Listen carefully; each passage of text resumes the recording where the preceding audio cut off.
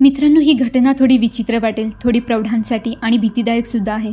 त्यामुळे आपल्यापैकी कोणी वय 18च्या खाली असेल त्यांनी ऐकू नये आणि कोणी या गोष्टीची चेष्टाही करू नये, कारण यात त्याच्या मित्राची डेथ झाली आहे. चला तर मग सुरुवात करूया त्या घटनेला. माझा मित्र अतुल अत्यंत हुशार आणि इंजिनिअरिंगच्या शेवटच्या वर्षाला असलेला. तो त्याच्या 7व्या सेमिस्टरच्या परीक्षा झाल्यानंतर घरी गेला होता आणि 15 दिवसांनी पुन्हा कॉलेजला परत जाणार होता. सुट्ट्या संपल्या आणि कॉलेज सुरू झाले. त्याने आईबाबांना सांगितले की तो कार घेऊन पुण्याला जाणार आहे.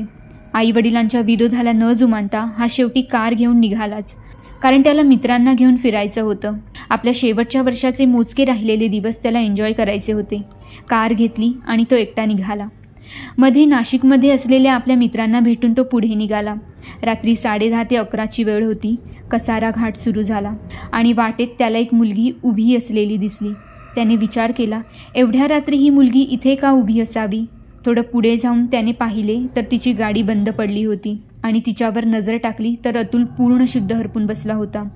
पौर्णिमाची रात्र होती आणि चंद्राच्या उजेडात ती मुलगी त्याला स्वर्गातील अप्सराच वाटू लागली. तिचे लावण्यपूर्ण रूप पाहून तो ओशाळून गेला होता. तिचे गोरे गाल, लालबुंद ओठ, लांब सरळ नाक तिला पाहून कुठलाही पुरुष थांबला नसता तर ते नवलच असते. त्याने गाडी बाजूला लावली आणि विचारले, काय झाले? ती म्हणाली, गाडी अचानक बंद पडली आहे. ड्रायव्हर मेकॅनिक आणायला गेलाय, पण उद्या माझा फॅशन शो आहे. मला उद्या पुण्याला पोहोचणे गरजेचे आहे. अतुलच्या मनात चिमणी पाखरे उडू लागली. एरवी खबरदारी घेणारा अतुल त्या मुलीला झटकन बस म्हणाला. त्याच्या मनात कुठलीही शंका आली नाही. प्रवास सुरू झाला. अतुलने रोमॅन्टिक गाणे लावण्यास सुरुवात केली आणि ती मॉडेलिंग करते म्हणाल्यास तो तिच्याशी फ्लर्ट करायला सुरू झाला. तो तिच्यावर स्तुतीसुमने वाहू लागला. रस्त्यात त्याने एका ठिकाणी चहा पिण्यासाठी आपली गाडी थांबवली. चहा घेतला आणि परत आपला प्रवास सुरू केला. त्यांच्या गप्पा सुरू होत्या की अचानक ती मुलगी रडू लागली आणि म्हणाली, मला माझ्या प्रियकराची खूप आठवण येते. त्याने मला सोडून दुसऱ्या मुलीशी लग्न केलं. मग काय? अतुलने सहानुभूती दाखवत गाडी बाजूला लावली आणि तिचे सांत्वन करू लागला. तेव्हा ती अचानक अतुलच्या गळ्यात पडून ढसाढसा रडू लागली. म्हणू लागली, मला आधाराची खूप गरज आहे. मला हा एकटेपण नकोसं झालंय.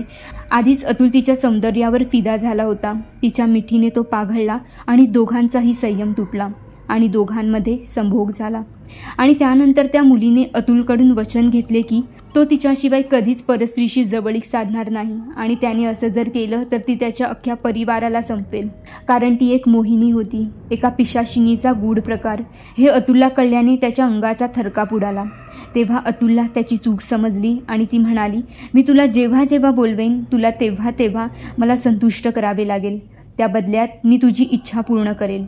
असं बोलून ती गायब झाली आणि अतुल पुण्याला आला. आणि 15 दिवसांनंतर त्याच्या स्वप्नात तीच आली आणि म्हणाली, मला भेट, मला गरज आहे तुझी, नाहीतर परिणाम वाईट होतील. आणि अतुलने तडक गाडी काढली आणि कसारा घाट येथे गेला. तिला भेटून संभोग झाल्यानंतर अतुलने तिला एक मोबाईल मागितला, फक्त हे पाहण्यासाठी की ती त्याची इच्छा पूर्ण करू शकते का नाही ते. आणि तिने चक्क त्याला हवा तो मोबाईल दिला आणि गायब झाली. आता अतुल एखादी लॉटरी लागल्यासारखा खुश झाला. तो नेहमी तिला संतुष्ट करी आणि ती त्याला हवी ती गोष्ट देई. असेच 2 वर्ष झाले. अतुलला जॉब लागला आणि त्याच्या घरी लग्नाची बोलणी सुरू झाली. आईने मुलगी पसंत केली होती, पण त्याला कसलीच इच्छा नव्हती लग्न करण्याची. पण आईच्या हट्टापायी त्याने लग्न केलेच अखेरीस. पण लग्नानंतर तो आपल्या बायकोच्या जवळ जात नव्हता आणि दर 15 ते 20 दिवसांनी तो मोहिनीला भेटायला जायचा. त्याच्या पत्नीला काही उमजेना. तीही माणूसच शेवटी. शरीराची भूक भागवण्यासाठी ती अतुलशी जवळीक साधू लागली. तिच्याही हट्टापायी अतुल मोहिनीला दिलेलं वचन विसरला आणि तो त्याच्या पत्नीमध्ये विलीन झाला आणि आपले सर्वस्व गमावून बसला. त्याला दुसऱ्या दिवशी फोन आला की कसारा घाट येथे एक अपघात झाला आहे आणि त्यात 3 जणांचा मृत्यू झाला आहे. तुम्ही ताबडतोब या. तो तेथे गेला तेव्हा त्याला दिसले की त्याची लहान बहीण, आई आणि वडील दोघेही मरण पावले होते. त्याला त्या गोष्टीचा इतका धक्का बसला की त्याने तो वेडा झाला आणि त्याने स्वतःच्या पत्नीला मारून आपणही आत्महत्या केली. मित्र हो, त्यामुळे दिलेलं वचन पाळा. एखाद्या पिशाच्यालाच नाही तर प्रत्येकाला दिलेलं. धन्यवाद. आणि गोष्ट आवडली असेल तर चॅनेलला सबस्क्राईब जरूर करा. धन्यवाद.